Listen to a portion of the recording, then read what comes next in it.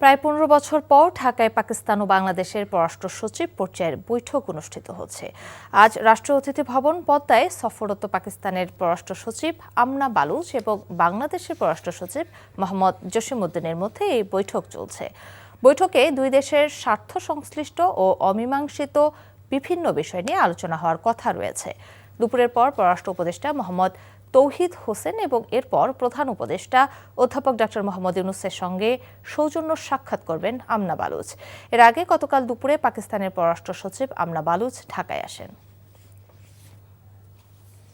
দর্শক, এ বিষয়ে আরও জানতে যাচ্ছে স্টাফ করেসপন্ডেন্ট শফি মাহমুদ সাগরের কাছে। তিনি এখন আছেন রাজধানীর সেগুনবাগিচায় পররাষ্ট্র মন্ত্রণালয়ে।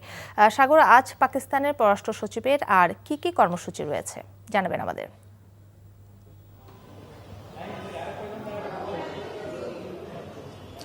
কাকলি, পাকিস্তান পররাষ্ট্র সচিবের সাথে দীর্ঘক্ষণ একটি বৈঠকের পর এই মুহূর্তে তারা রাষ্ট্রীয় অতিথি ভবন পদ্মায় মধ্যাহ্নভোজে অংশ নিয়েছেন এবং এরপর দুপুর ৩টা নাগাদ তিনি পররাষ্ট্র মন্ত্রণালয়ে আসবেন এবং পররাষ্ট্র মন্ত্রণালয়ে এসে তিনি পররাষ্ট্র উপদেষ্টা তৌহিদ হোসেনের সাথে একটি সৌজন্য সাক্ষাৎ করবেন এবং সেই সাক্ষাৎ শেষে তিনি রাষ্ট্রীয় অতিথি ভবন তিনি প্রধান উপদেষ্টার বাসভবন যমুনায় সেখানে যে তিনি প্রধান উপদেষ্টার সাথেও তিনি সৌজন্য সাক্ষাৎ করবেন এবং তার এই সফরের মধ্য দিয়ে মূলত বাংলাদেশ পাকিস্তানের মধ্যে প্রায় দীর্ঘদিন যাবৎ ধরে প্রায় ১৫ বছরের মতো সময়ের পর একটি আলোচনার দ্বার উন্মোচিত হয়েছে এবং দুই দেশের মধ্যকার বিভিন্ন অমীমাংসিত যে সকল ব্যাপার রয়েছে সেগুলো তারা আলোচনা করেছেন।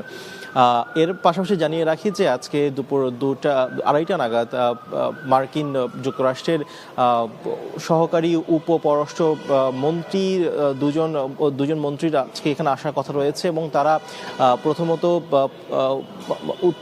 উত্তর আমেরিকা অনুবিভাগের মহাপরিচালকের সঙ্গে দেখা করবেন এবং এরপরে তারা পররাষ্ট্র সচিব এবং পররাষ্ট্র উপদেষ্টার সঙ্গে দেখা করবেন এবং আজকে 3 দিনের যে সফর সেই সফরে আজকে দ্বিতীয় দিনে তারা শেষ দিকে এসে আজকে যমুনায় প্রধান উপদেষ্টার সাথে বৈঠক করবেন।